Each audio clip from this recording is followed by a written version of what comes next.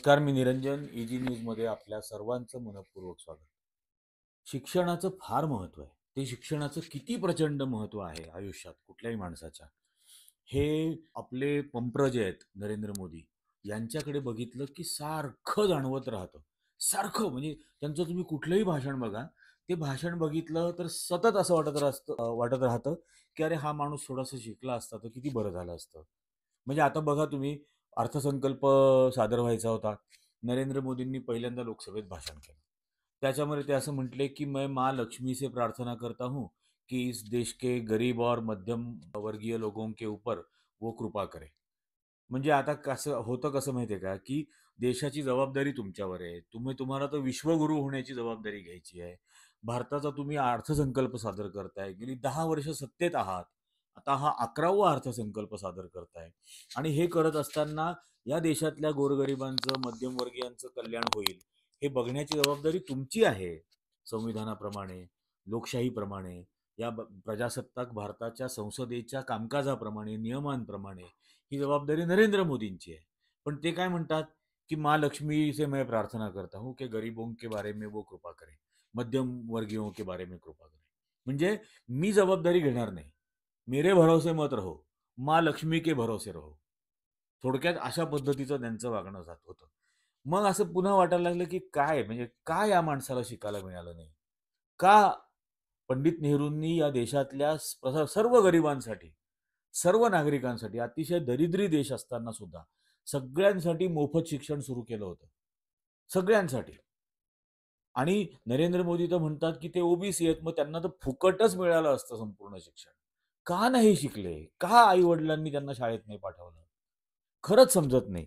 त्याच्यानंतर राष्ट्रपतींच्या अभिभाषणाला उत्तर देत असताना राहुल गांधींनी एआय बद्दल त्यांनी फार अप्रतिम भाषण केलं.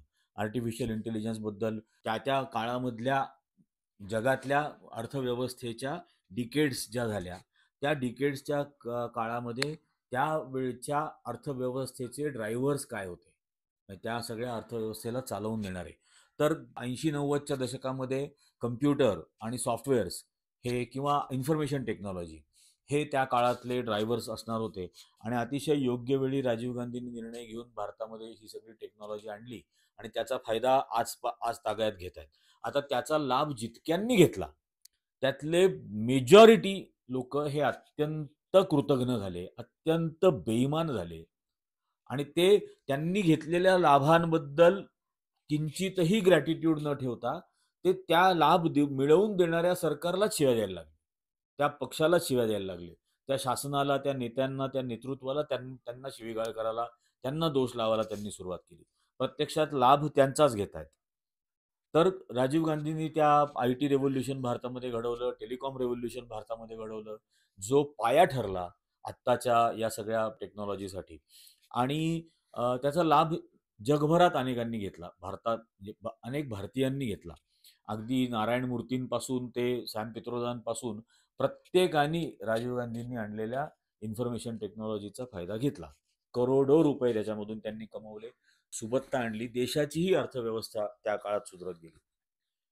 आणि आत्ताच्या काळामध्ये या सगळ्याची उदाहरणं देऊन आत्ताच्या काळामध्ये जगाच्या अर्थव्यवस्थेचे ड्रायव्हर्स हे राहुल गांधींनी असं सांगितलं की ते डेटा आणि आर्टिफिशियल इंटेलिजन्स असतील. आता या आर्टिफिशियल इंटेलिजन्स आणि डेटा याच्यासाठी भारत काय करतोय?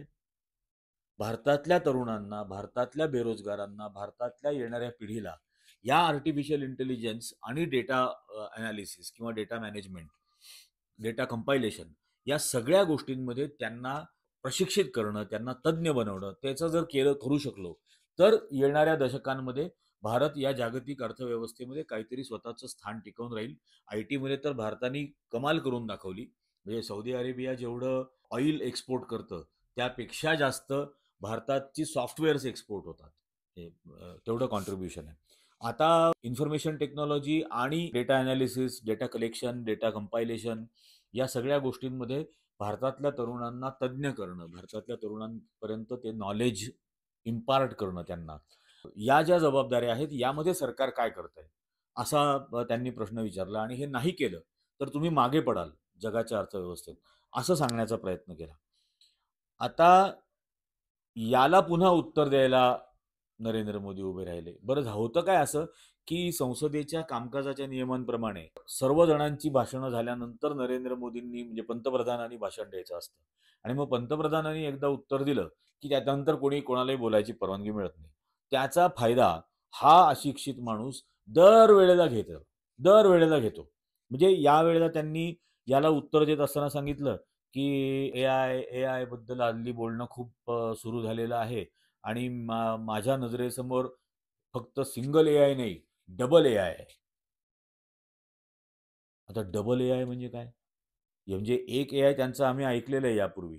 ते मागे त्या याला सांगत होते, की "क्या अभी एआय का शुरू हुआ है. हमारे भारत में तो हम आई बहुत पहले से कहते हैं. हमारे यहाँ मराठी में माँ को आई कहा जाता है, जिसका स्पेलिंग एआय होता है. तो हमारे यहाँ एआय तो सालों से यहाँ पर है." असं सगळं ते झाले. त्यांनाही असं खूप कळवळून वाटलं असेल, की का नाही शिकले नरेंद्र मोदी? का नाही मोदींनी शिक्षण घेतलं?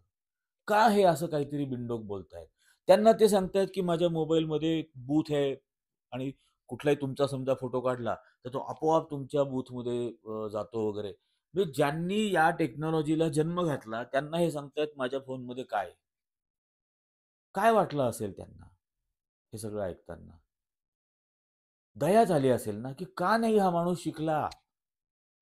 हा एक तर हिंदीत बोलतोय, ते कोणतरी ट्रान्सलेटर मला इंग्लिशमध्ये करून सांगतोय. त्या बिचाऱ्या ट्रान्सलेटरला सुद्धा हसू येतंय का? हे ट्रान्सलेशन मला करून सांगताना, मोबाईल फोनच्या टेक्नॉलॉजीबद्दलचं. असं त्यांना वाटलं असेल ना. कीव आली असेल हो. मला सुद्धा ते बघताना खूप कीव आली. खूप कीव आली.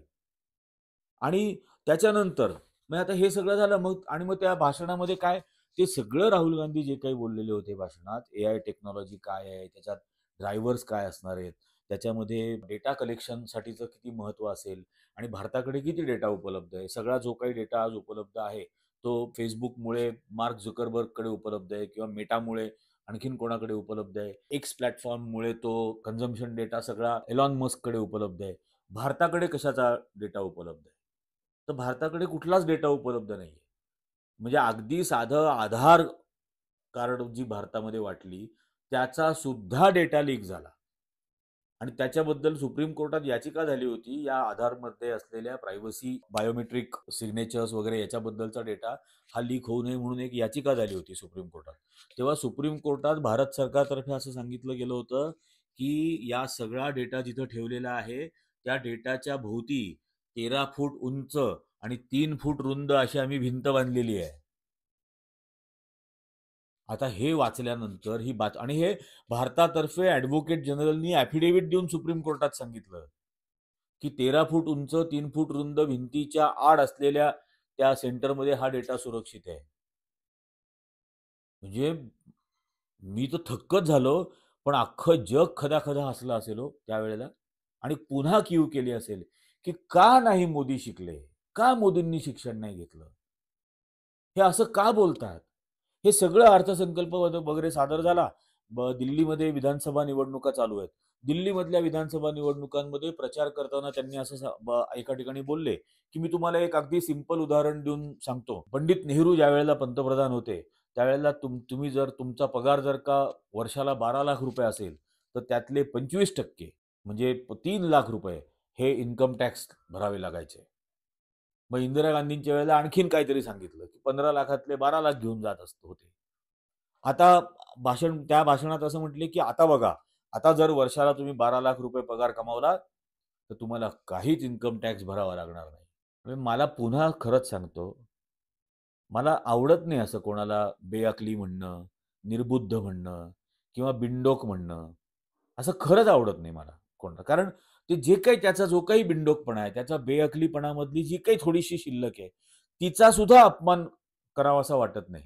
माझ्या मनात बुद्धिमत्तेबद्दल माझ्या मनामध्ये अत्यंत सन्मान आहे.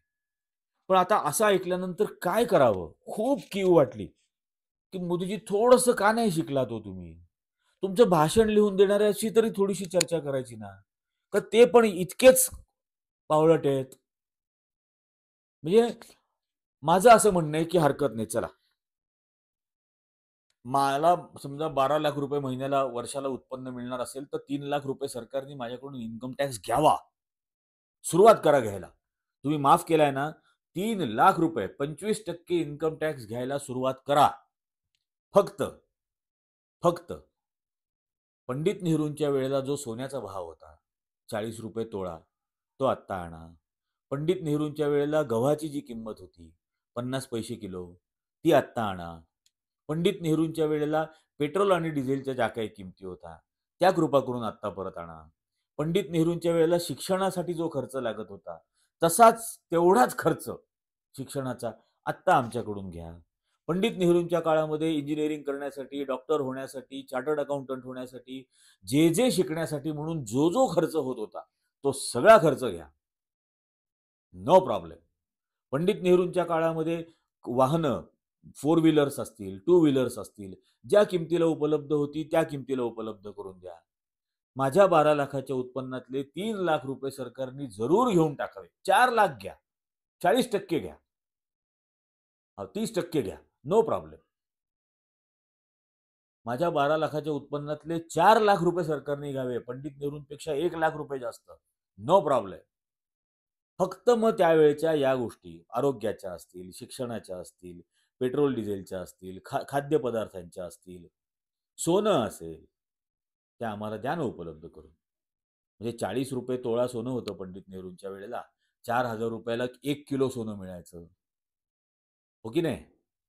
मग 4,000 रुपयाला 1 किलो प्रमाणे मी माझ्या वर्षभराचं जे उत्पन्न आहे, तुमचा टॅक्स 4 लाखाचा देऊन 8 लाख रुपयाचं जे उत्पन्न आहे त्याच्यामधून मी कमीत कमी 1 किलो सोनं तर दर वर्षाला घेतलं असतं. द्या ना प्लीज करून.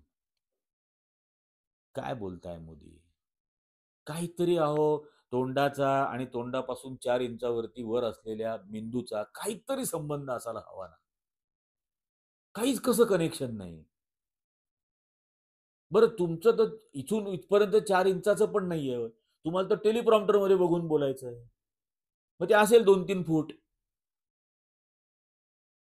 पण वाचताना शेवटी वाचत असताना ते 4 इंच वरती असलेला अवयव चालतो की नाही चालत? बरं, हे ज्यांनी कोणी लिहून दिलं त्याची तर कशी पूजा करावी हेच मला कळत नाहीये. आणि आता अशा सगळ्या पद्धतीने बोलणारे वागणाऱ्यांच्या तावडीमध्ये हा देश सापडलाय. त्यामुळे होतं काय आहे की पंडित नेहरूंच्या काळामध्ये काही लाख रुपयामध्ये कुंभमेळा झाला याच अलाहाबादमध्ये, ज्याचं नाव आता प्रयागराज ठेवलंय. तिथं आता 30,000 कोटी रुपयाचा कुंभमेळा होतोय. आणि सरकारकडे इतकी टेक्नॉलॉजी उपलब्ध आहे की 1 तासात 1.5 कोटी लोकांनी अंघोळ केली म्हणून सरकारने जाहीर केलं. 1 तासात 1.5 कोटी. आणि 100 तास उलटून गेले. चेंगराचेंगरीत किती हजार मेले हे अजून सांगू शकत नाहीये. हिंदू धर्माचा अत्यंत पवित्र सोहळा म्हणून ते सुरू केलं ना, जो कुंभमेळा घेतला होता ना, मग त्या कुंभमेळ्यामध्ये चेंगराचेंगरीमध्ये मृत्युमुखी पडलेल्या महिला असतील, लहान मुलं असतील, पुरुष असतील, वृद्ध लोक असतील, हजारोनी मेलेत, हजारोनी. या सगळ्यांचं पोस्टमॉर्टम केलं नाही, यांच्यावर अंत्यविधी केले नाहीत, पुरून टाकले. उत्तर प्रदेश सरकारने पुरून टाकले त्यांना.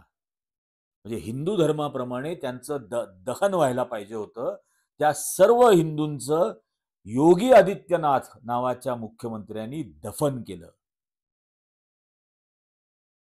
आणि त्या सगळ्या चेंगराचेंगरीमध्ये उपाशी तापाशी तहानलेले सगळेजण जे धावत होते सैरा वैरा अख्ख्या अलाहाबादमध्ये, त्यांच्यासाठी मुस्लिम समाजाने मशिदी उघडल्या. त्यांच्यासाठी मुस्लिम समाजाने मशिदींमध्ये त्यांना अन्न उपलब्ध करून दिलं. त्यांचं पोट भरलं. हा जो मानवतेचा धर्म जो आहे तो त्यांनी जपला. ते गांजा फुकणाऱ्या नागड्या साधूंनी नाही जपला. त्यांच्यासाठी वेगळी सोय केलेली होती. VIP वेगळा आणि बाकीचे सगळे वेगळे. तो नकाशा जरी बघितला नुसता, तो VIP आणि जनरल लोकांसाठीचा नदीकाठचा, तरी समजतं की या देशामधला डिस्क्रिमिनेशन हे नुसतं पैशाच्या आधारावर किती प्रचंड प्रमाणात आहे. आणि हे सगळं होऊन हेमा मालिनीसारखी भाजपची खासदार म्हणते फार जण नाही मेले तिथं, आणि हिंदू संस्कृतीचं अधःपतन व्हायला लागलेलं आहे, असं हेमा मालिनी म्हटली, जिनी धर्मेंद्र बरोबर लग्न करताना स्वतःचं नाव आयशा खान असं बनवून ठेवलं होतं आणि धर्मेंद्रला काहीतरी वेगळं रहमत का काहीतरी नाव घ्यायला लावलं होतं आणि असं त्यांनी लग्न केलं.